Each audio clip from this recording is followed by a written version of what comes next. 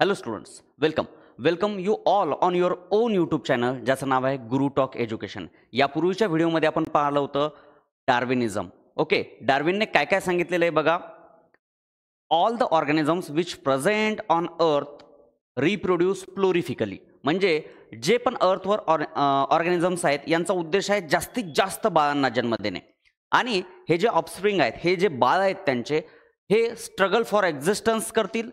फूडसाठी struggle, शेल्टरसाठी struggle आणि मेटिंगसाठी struggle. या तीन स्ट्रगलमधून जे सर्व्हाइव्ह करेल, नेचर त्यांना सिलेक्ट करेल. याला म्हणतो आपण नॅचरल सिलेक्शन. हे होतं डार्विनिझम.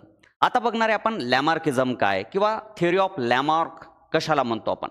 तर लॅमार्क यांनी आपल्याला सांगितलं होतं की ऑर्गॅनिझम्स जे इव्हॉल्व्ह होत आहेत यामागे मेन कारण आहे मॉर्फोलॉजिकल चेंजेस. मॉर्फोलॉजिकल चेंजेस म्हणजे असे चेंजेस जे फिजिकली आहेत, ॲक्वायर्ड आहेत. म्हणजे जसं नीड आहे त्या नीडनुसार झालेले चेंजेस.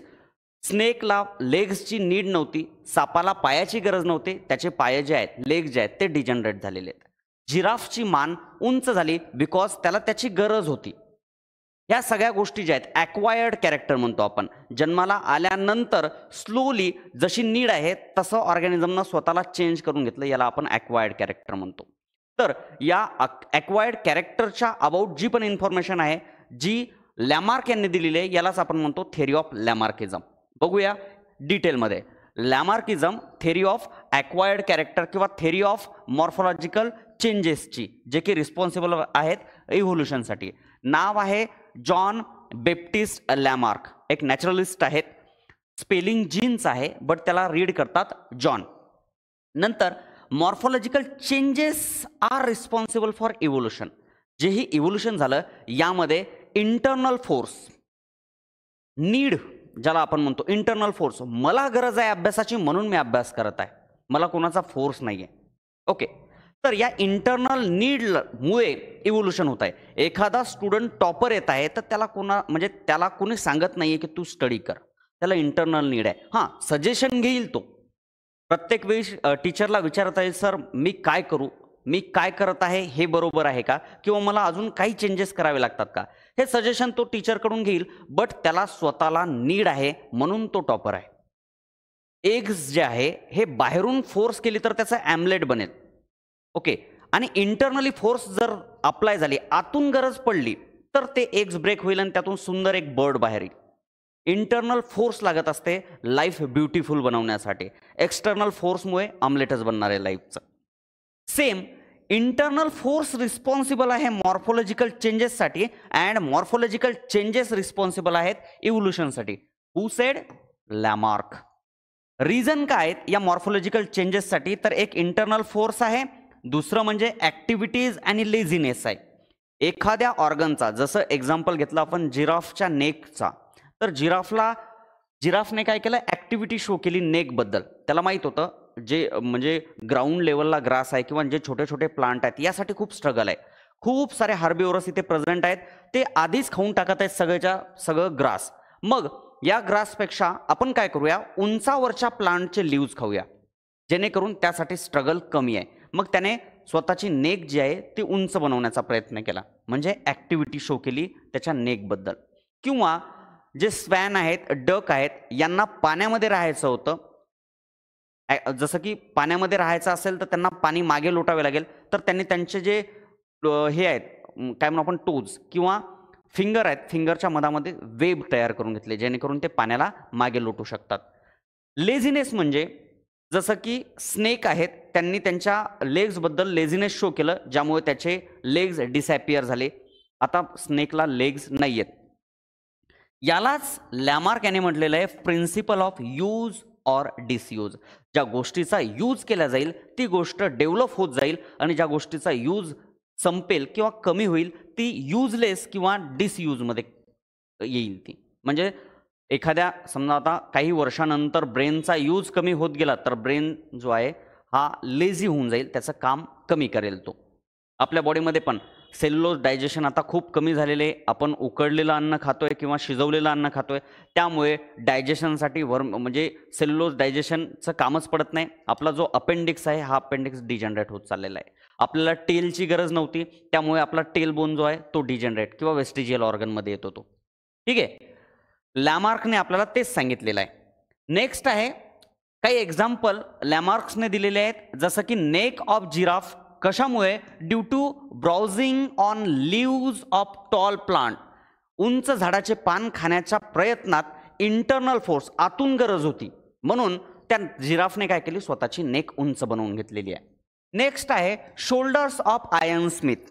आयर्न स्मिथ म्हणजे काय, तर लोहार. लोहार काय करतो, रेग्युलर किंवा त्याचा तो प्रोफेशनच आहे लोखंडाला आकार देणे. दॅट्स वाय तो काय करतो, हॅमरिंग करतो, आणि हॅमरिंगमुळे त्याचे शोल्डर जे आहेत ते मजबूत बनत चाललेले आहेत. नंतर आहे लेग्स ऑफ स्वॅन अँड डक. यांचे जे लेग्स आहेत, जस्ट एक्झाम्पल दिलेलं असं मी तुम्हाला, त्यांच्या बोटांमध्ये वेब तयार झालेली आहे. कशासाठी? पाण्याला मागे लोटण्यासाठी. आणि स्नेकने स्वतःच्या लेगचा यूज केला नाही, तर ते डिजनरेट झालेले आहेत. ते ऑल आर ॲक्वायर्ड कॅरेक्टर. हे सगळे जे आहेत ॲक्वायर्ड कॅरेक्टर आहेत आणि नीडनुसार चेंज झालेला आहे ऑर्गॅनिझममध्ये. कोणत्या ऑर्गन्सचा यूज केला किंवा नाही केला यावरून आलेले कॅरेक्टर्स आहेत, यांना आपण ॲक्वायर्ड कॅरेक्टर म्हणतो. आणि या थेरीलाच म्हणतात ॲक्वायर्ड कॅरेक्टर ऑफ लॅमार्किझम.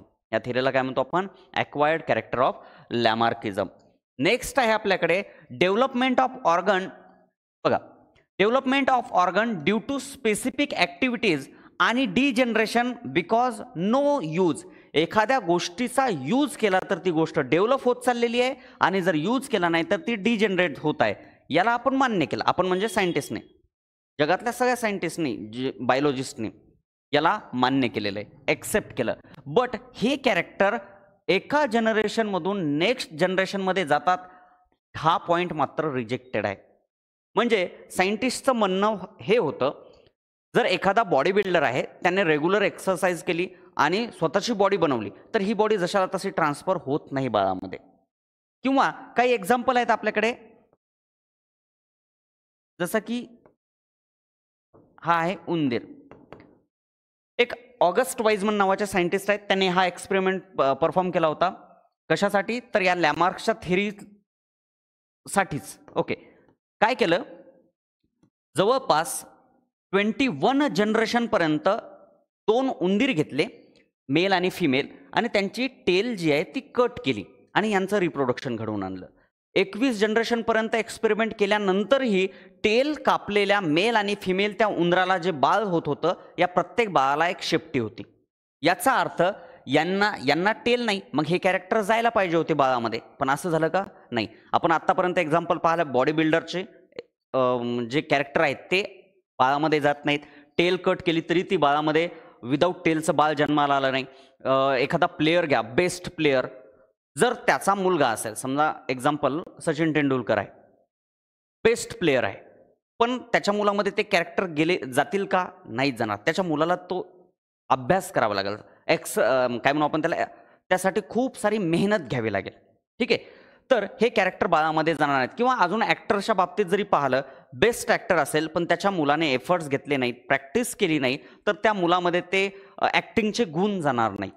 ठीक आहे, तर हे आहे म्हणजे एक्सेप्टन्स अँड रिजेक्शन ऑफ लॅमार्क. कोण दिलेले? हे वाईजमन. तुम्हाला याच्याशी एवढं डिटेल बघण्याची गरज नाही. बट लॅमार्क जो आहे काही ठिकाणी एक्सेप्ट केला गेला, तर काही ठिकाणी रिजेक्ट केला गेला. बघा, लास्ट पॉईंट आहे, the living organism can transfer the characters. Okay, जे कॅरेक्टर आतापर्यंत आपण पाहिले, हे कॅरेक्टर लिव्हिंग ऑर्गॅनिझम ट्रान्सफर पण करू शकतो. बट हे जे कॅरेक्टर आहेत, या कॅरेक्टरने जर्म सेलमध्ये चेंज आणणं गरजेचं आहे. जर्म सेल म्हणजे कोणत्या सेल? स्पर्म आणि एग्स बनवणाऱ्या सेल्स.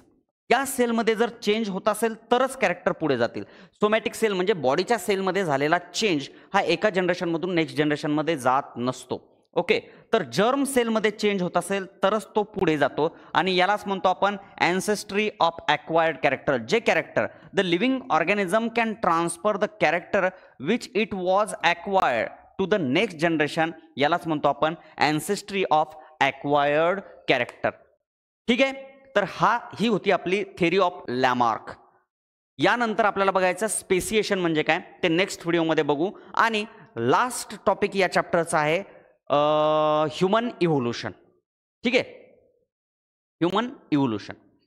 यानंतर आपण या चॅप्टरचे एक्सरसाइज बघणार आहेत आणि इथे चॅप्टर संपतो. भेटूया नेक्स्ट व्हिडिओमध्ये. तोपर्यंत मित्रांसोबत शेअर करा, लाईक करा आणि हो, सबस्क्राईब करायला विसरू नका. सबस्क्राईब करत असाल तर मला मोटिवेशन मिळत राहील.